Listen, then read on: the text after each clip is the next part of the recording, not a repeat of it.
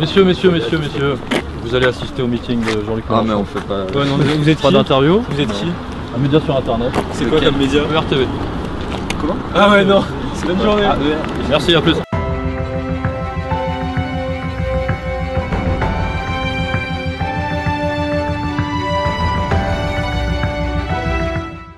Très sincèrement, j'ai pas d'avis et justement, je viens voir ce qu'il en est. Je suis attiré aussi très honnêtement par le buzz qui est fait autour de l'hologramme. D'accord, c'est une question technologique en fait. Ouais, c'est vrai, Ouais, je suis sensible. Et en tant que jeune, pourquoi est-ce que tu as choisi Jean-Luc Mélenchon? Qu'est-ce que tu attends de ce candidat pour la jeunesse?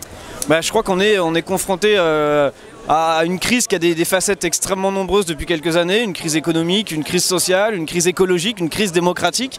Et je crois que celui qui comprend que pour répondre à tous ces défis, il faut des solutions nouvelles et il faut passer par le peuple souverain, etc., c'est Jean-Luc Mélenchon.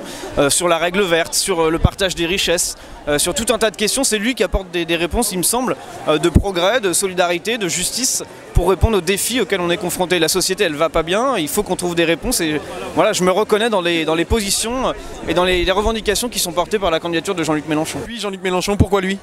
Pourquoi? Parce que Jean-Luc Mélenchon a vraiment une vision moderne des choses, il a une construction, une perception qui fait qu'aujourd'hui on peut réellement apporter quelque chose en politique. Ok, et qu'est-ce que tu penses qu'il peut changer s'il est élu pour la jeunesse en France? Je pense qu'il pourra apporter déjà un nouveau regard sur l'éducation, parce qu'on sait déjà qu'il a été ministre de l'éducation.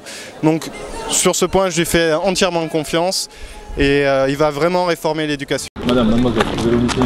Oui, je vous ai vu de loin, je vous ai sélectionné dans la foule. Vous êtes sélectionné. Super. Ok, par curiosité ou c'est vraiment votre candidat Jean-Luc? Ouais, c'est mon candidat, ouais. C'est vrai? Ouais. Qu'est-ce qui vous parle le plus? Qu'est-ce qui fait la différence avec les autres candidats pour vous? Qu'est-ce qui nous parle vraiment? Ouais. Je pense, ouais. Vous qui? Nous les Français. Vous les Français? Nous les jeunes, nous les travailleurs, nous les étudiants. Nous... Alors c'est quoi qui vous parle? C'est ces déclarations sur l'écologie, sur l'Union Européenne, sur le on comprend social? ce qu'il dit, quoi. Ouais. En général. Vous autres, vous comprenez pas? Pas trop, pas vraiment. J'y connais rien en plus, donc lui je comprends un peu. Pourquoi déjà tu t'engages en politique de façon générale? Je pense que là on va droit dans le mur, donc il faut vraiment sortir par le haut. Et je pense que Jean-Luc Mélenchon propose justement de sortir des trois crises que nous avons à affronter, donc la crise écologique, la crise démocratique et la crise sociale. Donc c'est pour ça que je le suis. Moi je voterai Mélenchon. Vous allez voter Mélenchon? Bah oui. D'accord, et pourquoi? Parce que je me reconnais dans son combat, son appel au peuple, ses valeurs, voilà. Il a gouverné avec le PS quand même pendant C'est pas grave. plus de 30 ans. Mieux que le facho. Bah, eux n'ont jamais gouverné. Ouais. Mais c'est des idées xénophobes, racistes, voilà. À mon point de vue. Défendre la France et ses frontières et être contre l'immigration, c'est être raciste. Vous pensez? Ouais, je pense, ouais. Je me demande en fait si aujourd'hui j'irai pas voter Marine Le Pen pour aller au bout du concept et que ça se casse vraiment la gueule et que les gens puissent voir en fait clairement qu'on est sur du vent et on en terminerait une bonne fois pour toutes. C'est tellement trop dangereux quoi, enfin, enfin il y aura des morts quoi, c'est sûr. Et on aura quoi qu'il arrive. Voilà, je préfère voter. Avec Macron, il n'y aura pas de mort. Avec Macron, il y a déjà des morts en fait. C'est mort au travail. C'est un système qui existe déjà. Il y a déjà des morts, il y en aura encore. Il y a 500 personnes qui meurent sur leur lieu de travail tous les ans. C'est ça le capitalisme et le néolibéralisme. Enfin, le capitalisme financé, tu l'appelles comme tu veux après, mais c'est ça le monde dans lequel on vit, quoi. Des gens qui se tuent à la tâche. Toi donc Macron-Marine pour avoir le panel exhaustif? Ni l'un ni l'autre, blanc. Vous comprenez lorsque leurs arguments c'est que finalement l'immigration sert le grand capital, justement en mettant en concurrence les travailleurs, c'est ça le fond du discours. Est-ce que cette préoccupation sociale, vous y êtes sensible? Je pense que c'est une manière de camoufler la pensée fondamentale en fait, qui est celle du Front National. Vous pensez que c'est vraiment du racisme de leur part? Ah oui, clairement. Je suis totalement antifasciste, antiraciste, tous ces gens qui se trompent de bouc émissaire, qui pensent que l'ennemi se trouve chez le misérable, le miséreux de l'autre pays qui essaye de fuir la misère de son pays. Alors que je pense plus que cette misère est créée par ceux qui en profitent, les riches, ceux qui sont à la tête de l'oligarchie, ceux qui ont le pouvoir, ceux qui ont l'argent, qui s'enrichissent sur ces choses-là, qui se servent des mouvements comme le Front National, comme l'AfD, comme tous ces mouvements extrémistes pour pouvoir se maintenir à la tête des États et se servir de la peur des migrants pour pouvoir mettre en place les mouvements extrémistes, pour se servir de ces mouvements extrémistes pour rester au pouvoir. Si un jour, quelqu'un qui viendrait de ce qu'on appelle l'extrême droite vous tendait la main pour avancer ensemble, est-ce que vous l'accepteriez cette main? Pour lui mettre une claque, oui. Voilà. Disait Trump, chaque pays doit protéger ses intérêts. Bah ça c'est faux. Enfin, c'est faux. Je veux dire, les pays ils font partie du monde, de la planète, et les enjeux ils sont mondiaux, ils sont pas souverainistes. Quel est le problème le plus important auquel nous allons faire face dans l'avenir? Alors pour moi, oui, la crise économique. Non.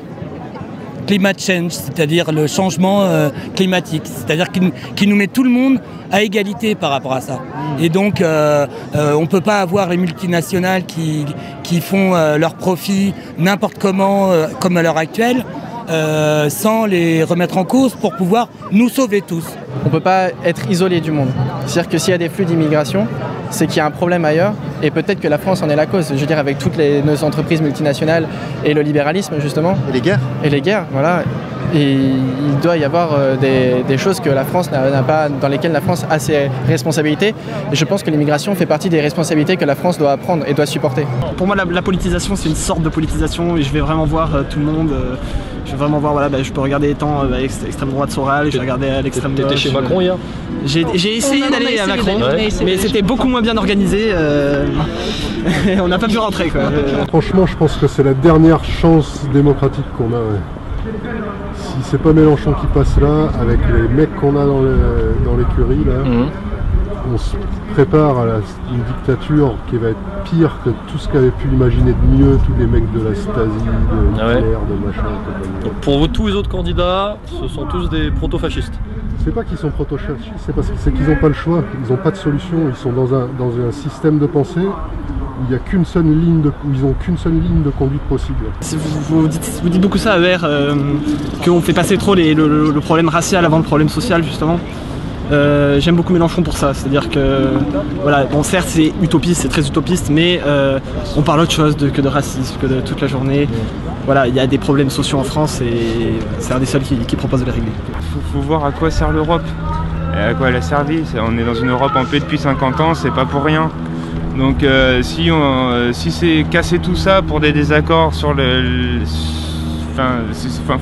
faut savoir ce qu'on perd en fait quand on perd l'Europe. Le score de Marine Le Pen au régional, c'est juste 50% de participation. Trump au pouvoir, 50% de participation.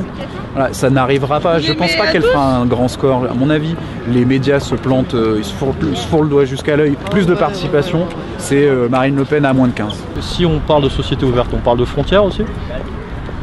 On parle de frontières. Alors, le problème des frontières, c'est... On parle d'immigration?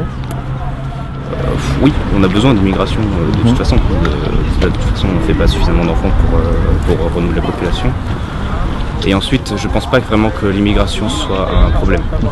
Je fais partie de ce genre. Donc effectivement, oui, je suis pour l'immigration. Moi, je ne veux pas que ce qui est arrivé aux États-Unis arrive en France. Donald Trump. Exactement. Parce que c'est un danger pour vous? D'après ce qu'il commence à faire et tout, moi je suis musulman, peut-être que ça se voit.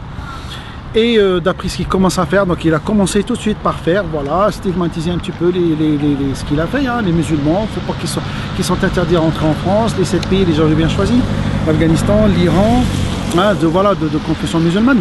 C'est minable. Qu'est-ce qui est minable, monsieur?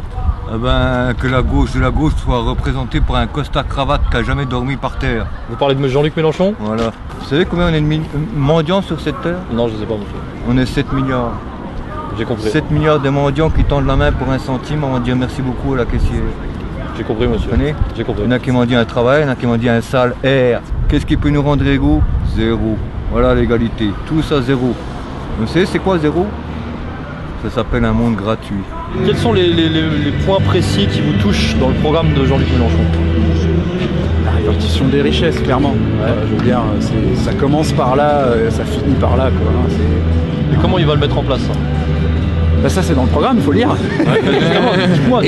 Mais comment il va le mettre en place? Il me semble, si c'est résumable, s'il y a un truc qu'il faut résumer, il l'a dit encore cette fois-ci, c'est ça se fera pas par le haut avec Jean-Luc Mélenchon et ses proches, ça se fera avec les millions de personnes qui pourront bien le faire si jamais il était élu. Voilà. Il l'a dit et j'espère qu'il le croit profondément, il me semble qu'il le croit profondément. Bah, je trouve qu'on donne trop aux riches et pas assez aux pauvres. Ouais. Et donc voilà, donc, les riches se gavent, mais pas les pauvres, on ne donne rien en fait. Voilà. De toute manière, cette Europe, c'est une Europe du capital, c'est une Europe de la bourgeoisie financière, c'est pas une Europe des travailleurs, ça c'est sûr. Donc il faut en sortir, oui. Voilà. Mais est-ce que cette casse sociale n'a pas pour cause fondamentale l'Union européenne qui nous impose des réformes d'obédience néolibérale? Et alors, on n'est pas obligé de dire oui? Est-ce qu'il ne faut pas sortir de l'Union européenne? Est-ce qu'il ne faut pas avoir un discours clair sur l'Union européenne? Il faut faire une Union européenne qui a envie de faire du social. Il faut rajouter la clause sociale dans l'Union européenne. C'est pas voué à l'échec, sachant que ce sont les multinationales qui ont fait l'Union européenne, des gens libéraux. On s'en fout, il faut les dégager. Il faut les dégager. La démocratie n'a jamais commencé, parce que la première chose qui représente un système, c'est le rapport entre la propriété du territoire et le peuple. Et pour l'instant, nous sommes sous un code de propriété privée sans partage, et le peuple n'est pas logé.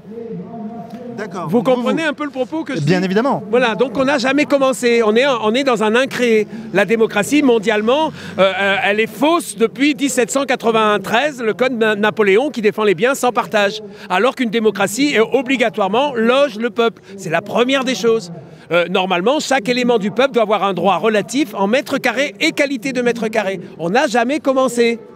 C'est compliqué parce que vous vous rendez pas compte, vous êtes tous dans l'esprit qu'il est normal de payer pour la rente, pour la plus-value, pour la spéculation. Non, le système est criminel, il persécute tous ceux qui font l'œuvre, tous les gentils petits poètes, ils sont persécutés par personne, c'est anonyme, c'est la propriété privée. T'as pas le droit d'être là, mais t'as pas d'ailleurs où aller.